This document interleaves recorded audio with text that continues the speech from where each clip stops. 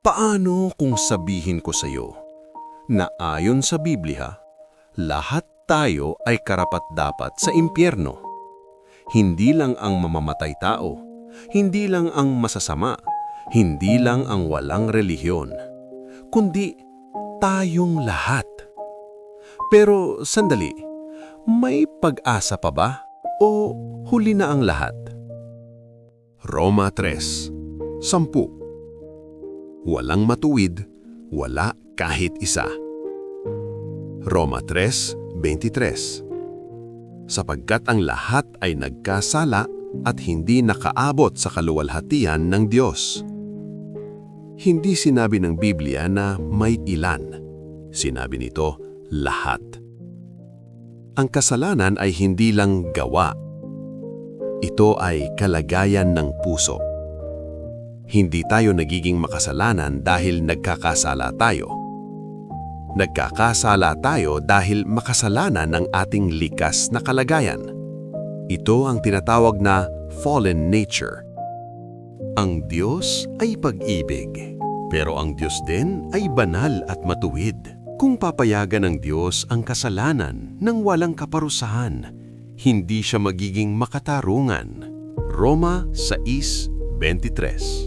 Ang kabayaran ng kasalanan ay kamatayan. Ang impyerno ay hindi emosyonal na desisyon ng Diyos. Ito ay makatarungang hatol laban sa kasalanan. Sa krus, nagtagpo ang pag-ibig at hustisya. Sabi sa Roma 5:8, noong tayo'y makasalanan pa, si Kristo ay namatay para sa atin. Hindi binaliwala ng Diyos ang kasalanan. Binayaran niya ito. Ang galit ng Diyos laban sa kasalanan, ibinuhos kay Kristo para ang makasalanan ay hindi mapahamak. Ngunit hindi automatic ang kaligtasan. Juan 3:18. Ang hindi sumampalataya ay hinatulan na. Kung hindi mo tatanggapin si Jesus, kung hindi mo sasampalatayanan ang ginawa niya, kung hindi mo tatalikuran ang kasalanan, mananatili ka sa ilalim ng hatol. Ang impyerno ay hindi dahil galit ang Diyos. Ito ay dahil tinanggihan ang kanyang alok na biyaya. Mateo 16:24. Ang ibig sumunod sa akin ay tumanggi sa kanyang sarili, pasanin ang kanyang krus at sumunod sa akin. Ang pagsunod kay Kristo ay hindi lang pagtaas ng kamay. Ito ay pagsisisi, pagtalikod sa kasalanan, pagsunod sa kanyang mga utos, pamumuhay na may pagbabago. Oo, may krus, may sakripisyo, may pagsuko ng sarili. Pero may kapalit, buhay na walang hanggan.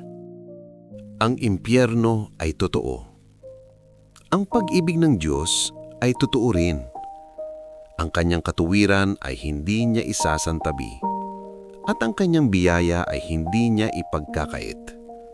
Ngayon ang araw ng desisyon. Lumapit ka kay Jesus.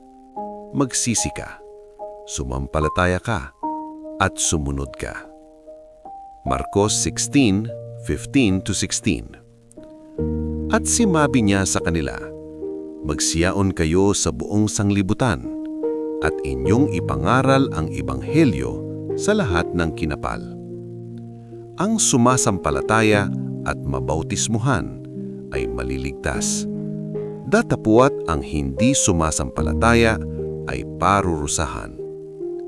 Kaya tayo ay nakakarinig ng mga pangangaral ng ebanghelyo ng kaligtasan dahil ito lamang ang paraan upang makaliwas sa kapahamakan. Habang may hininga, may pag-asa.